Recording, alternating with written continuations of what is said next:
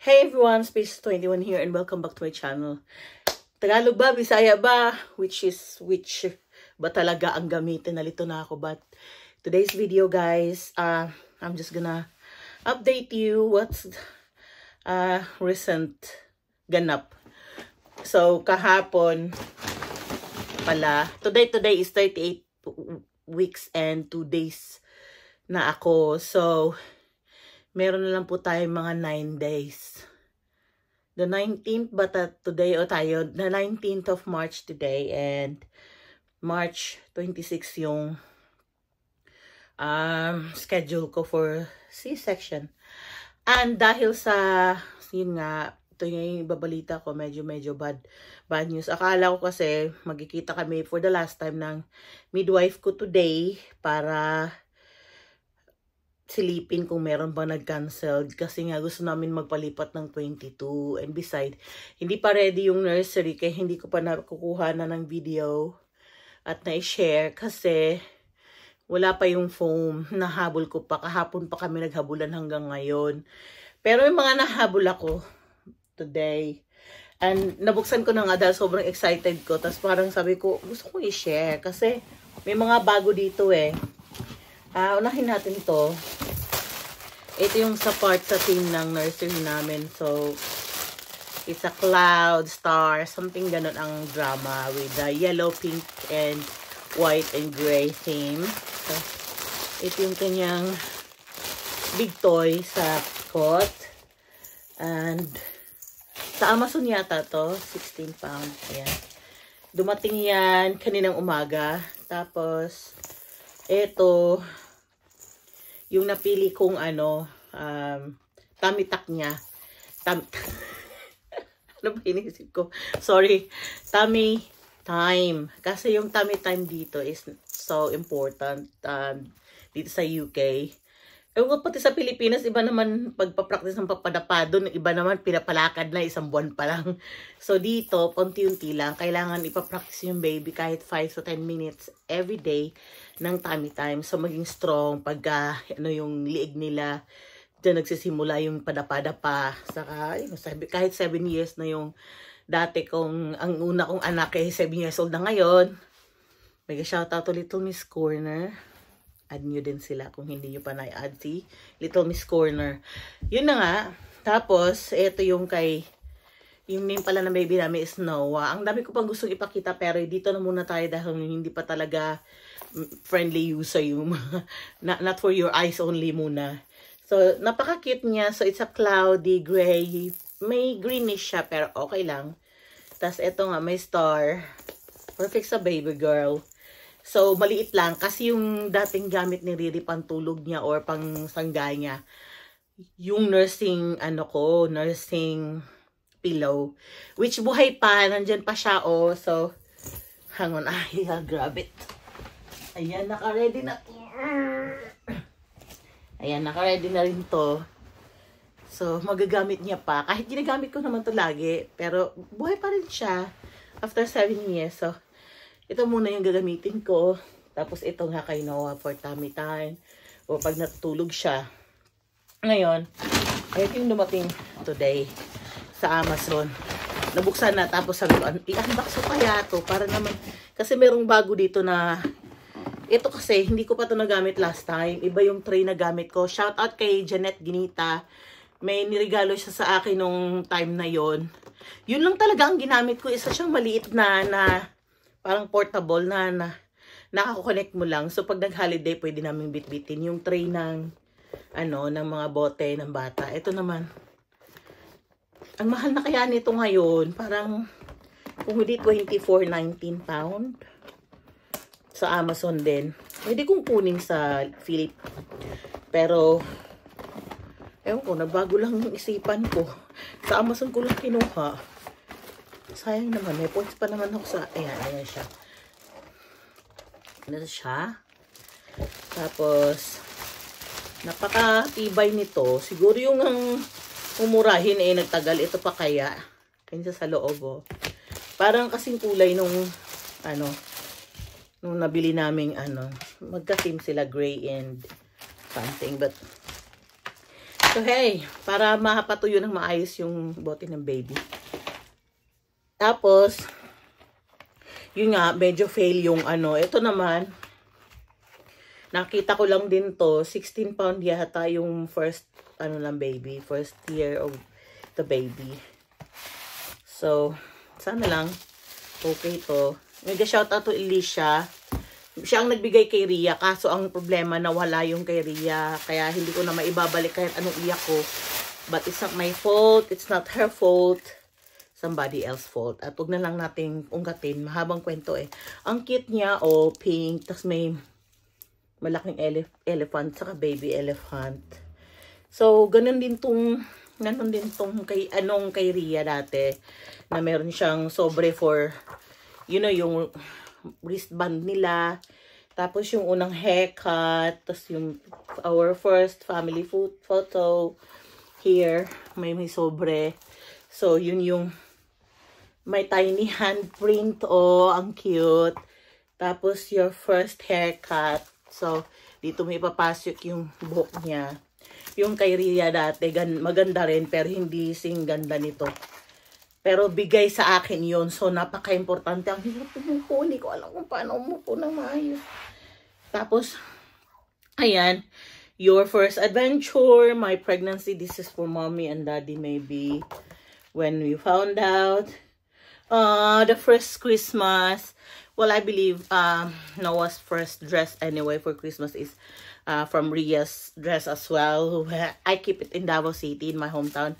Pero nung umuwi kami last year, binitbit ko kasi pregnant na ako nung August. Not last year. Oh yeah, on last year. Pregnant na ako noon eh. So, ayun. So, thank you Amazon. Maganda. 18 pound. My first year memory. Pati nga album ni Riri, wala akong naitabi talaga eh. Para akong nasunugan sa kanya. Pero hayaan na. Marami pa nang pwedeng gawin na makabawi ako pag 18th birthday niya. So yun nga, ituloy natin yung chika sa abot sa ililipat ko yung date. Kasi ang tagal kong nag-decide ng mag-cesarean. So hindi ko, pinatagal ko pa kasi gusto ko talagang iire.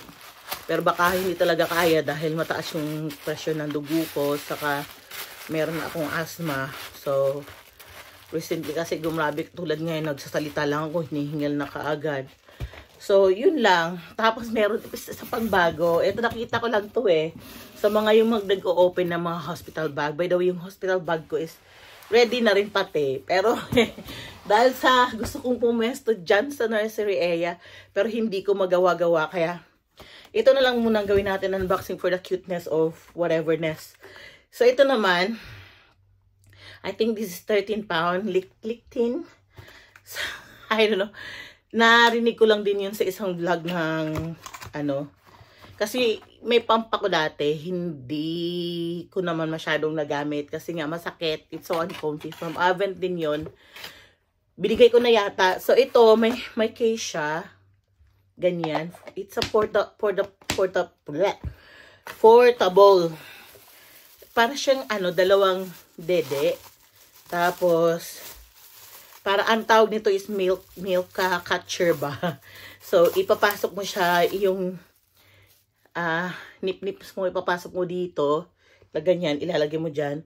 Tapos, pag puno na siya or gusto mo nang kunin, i-save mo na dito sa, meron din siyang naka-provide na mga super cute na ganito, oh. Lagayan ng milk.